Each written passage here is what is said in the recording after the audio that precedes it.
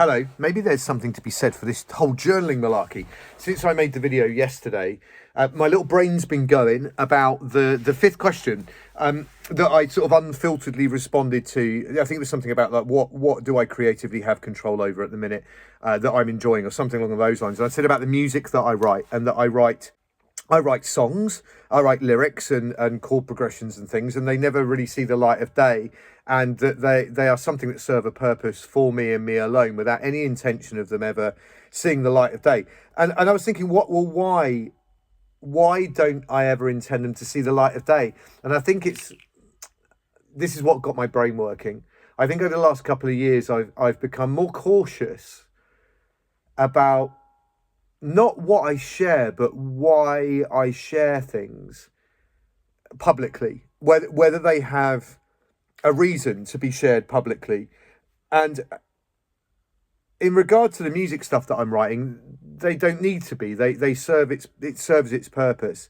For me and me alone, really. I write lyrics and chord progressions, and often the songs don't really get finished because they've served a purpose. Maybe I explore an idea or something crosses my mind, and by the time I've got halfway through the second verse, I'm like, oh, that's what's going on in my head. Fine, I can park that and lay it to rest, and it serves its purpose of catharsis to some extent.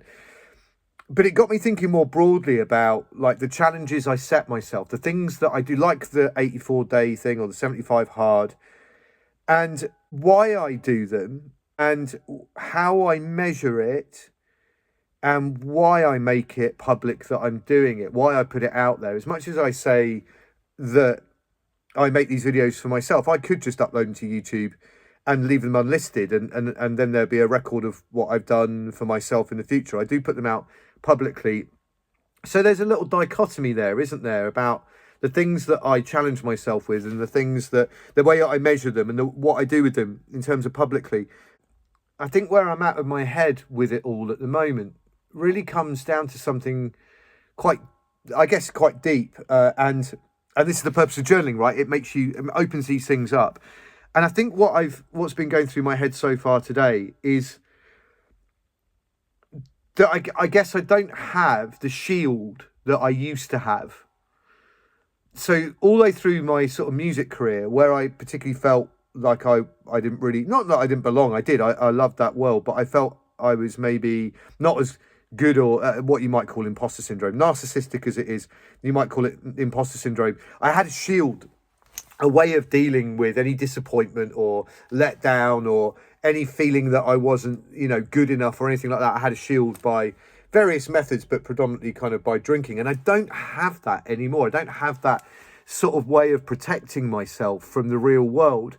And that's a very vulnerable thing, I think, to realize and also to come to terms with, because I think there's a chance it might be stifling me a little bit. The stuff that I'm writing, the music that I'm writing, I'm not going to put out there.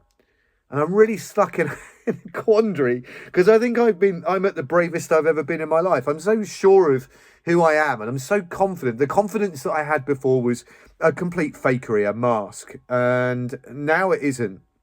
What you see is what you get.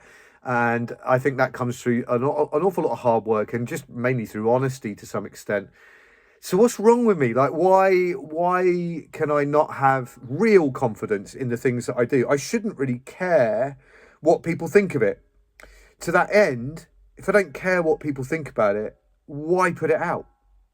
So I'm stuck in this sort of loop, that if I've got this confidence, that if I've got that confidence, real confidence for the first time maybe in my life about who I am and what I do, that it's completely authentic and honest, there's something disingenuous about the worry about what the audience, the people that might listen to it, think about it. I clearly don't care about these videos beyond what they mean to me.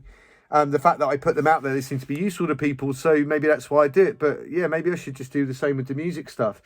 But I think just because maybe there's a professional context to it, I don't know. I don't know where I'm at with it. This is interesting.